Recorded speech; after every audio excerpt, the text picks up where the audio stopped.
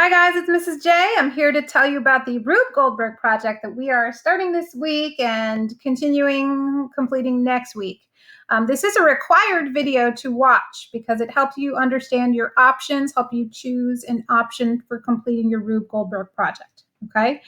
Before I start telling you about Rube Goldberg, just two quick reminders. One is that Genesis is now open, so you can see, if you've gotten credit for all your hard work. And if you, for any reason, are making up older work, please email us. We do see it more quickly that way, and then we get your updated grades more quickly. All right, so Rube Goldberg. The machine is an intentionally designed to perform a simple task in an indirect or overly complicated way. Hopefully you knew that already because we did read an article on Rube Goldberg last week in Achieve. He was a cartoonist and inventor. I'm not going to, talk about things you already know. So you can search hashtag Rube Goldberg if you want to learn some more. His cartoons, they inspired people to build real life Rube Goldberg machines. So that's what we're hopefully going to do next week, actually. So when we engineer something like a Rube Goldberg machine, we want to start out by identifying a problem. Like, what are we trying to solve by building this machine? So that's our problem. Then we look at solutions. We find some materials that we can use. We brainstorm. All right, notice it's not a straight line after this. All right. So we are focusing on problems and solutions this week. Okay. Next week, you will wind up going through these 3 steps of designing, creating, and testing. And you may have to go around that loop a few times because you'll build something, you'll think of an idea, you'll build it, and you'll test it and it's not really working out. And then you have to go back and redesign it. You might have to scrap it entirely. So please don't be afraid of that. If you're willing to go through this little trial and error, I think that the build option will be good for you. Rube Goldberg options. Okay. We came up with this so we could make this accessible to you guys at home. Option 1 is to build it physically using repurposed items around your house. We are going to give you a lot of tips and video examples. I'm probably going to post additional examples Monday and show you what I built at home. Option 2 is to draw a diagram. It does have to be of a real working Rube Goldberg from one of the videos that we shared. Okay, at least 3 steps of the machine because these videos are really long. Clearly label 3 steps of the chain reaction, materials used to build those steps, and which video you chose. So both options, whether you build, whether you draw, you will be presenting via Flipgrid. You're going to have to hold your drawing up to the Flipgrid and talk about it. You are not doing that this week, though. Okay, all you're doing this week is choosing your option. Are you choosing the build? Are you choosing to draw? You'll complete your Rube next week. If you have any other options you want to discuss with us, come talk to us at live check-ins. Okay, so now here, I wanted to watch these videos with you for inspiration. How will I build a complicated machine to accomplish a simple task? But unfortunately, the YouTube audio is not working. So I'm just going to quickly say what I need to say so you're not stuck watching these videos without audio. So this is OK Go. This is a professionally done machine. Please don't let it give you anxiety. It has, don't be fooled by the appearance. It was a very expensive machine to build. There was a whole production team, which you'll see at the end. The end is really cool. I'm not going to show you here. Look at this simple machine. That's an inclined plane. That's a big, long ramp, right? What other simple machines do we see? That was a lever. It's a little fulcrum. Machine started out with a wheel and axle because there was a truck, right, on a wheel and axle. There's another lever. Right? Very easy to spot the simple machines. You do have some simple machine requirements for your machine. Okay, there's a screw right there. It's an inclined plane wrapped around a cylinder. Another lever. All right, so again, I'm going to move on to the next video. So now this is a homemade video with the materials are a little easier to spot here. They look a little more familiar. However, it is also still a very complicated machine. So we talked about simple machines, which I'm sure you're still seeing. Let's talk about forms of energy that you might be seeing now.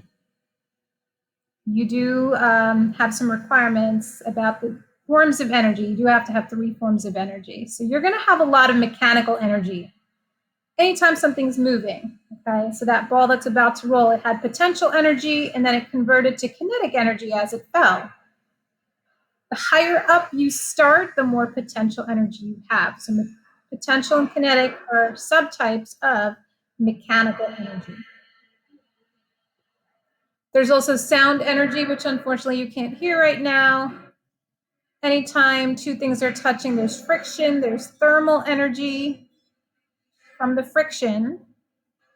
So there you go, right there. There's 3 forms of energy that everyone's probably going to have in their machine: mechanical, thermal, and sound. Now this kid, this cute little 8-year-old named Jacob, he has additional forms of energy in his machine because he uses a battery operated item, his phone.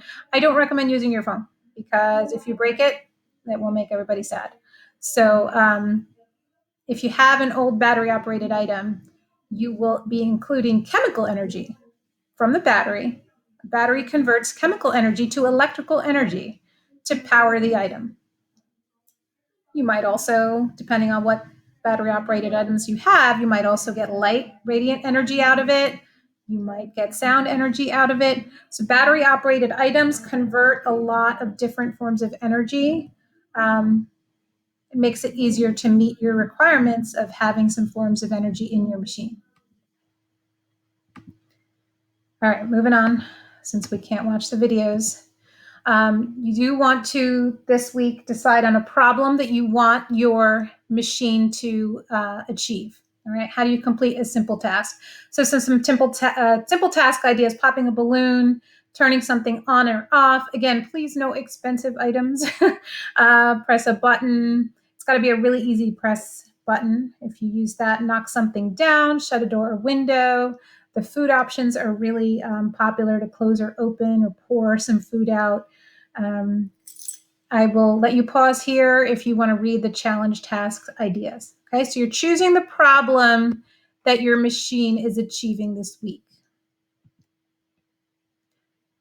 Then you're going to prepare. We're going to find some materials, all right? Make sure your parents or guardians approve all items you plan to use. Do not purchase anything. I don't want to waste the time of the people that are not building, okay? So I'm going to encourage you, if you are building, please look at the additional document that's posted for suggested materials. There's really 5 types of best items. You need cardboard recyclables to cut up. You would need boxes for height. If your parents aren't going to let you attach stuff to a table, a chair, a wall, you're going to need to get some height to increase your potential energy of that very first step. You want to start it up high in the air. Number 3, you're going to need things that roll, like marbles or cars. Number 4, things that fall, like dominoes, blocks. Number 5, you need a really good tape.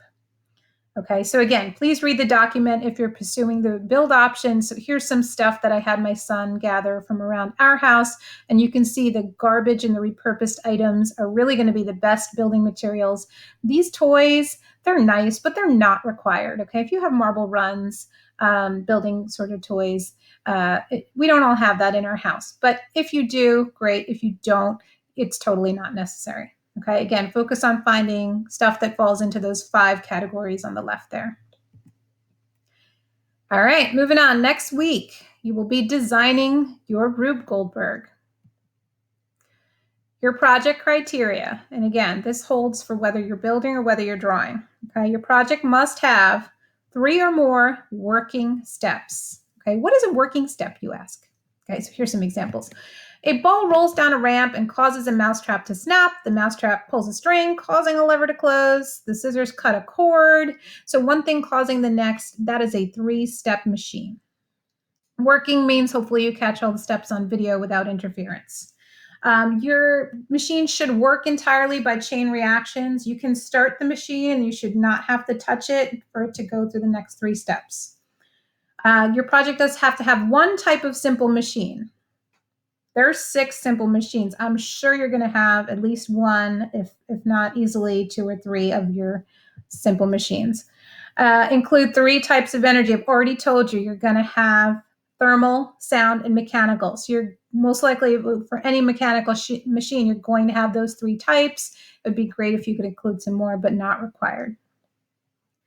All right, everyone will be presenting on Flipgrid video to show off your machine. Your voice should be heard explaining the steps we're going to share next week, okay, what you need to say on the Flipgrid video.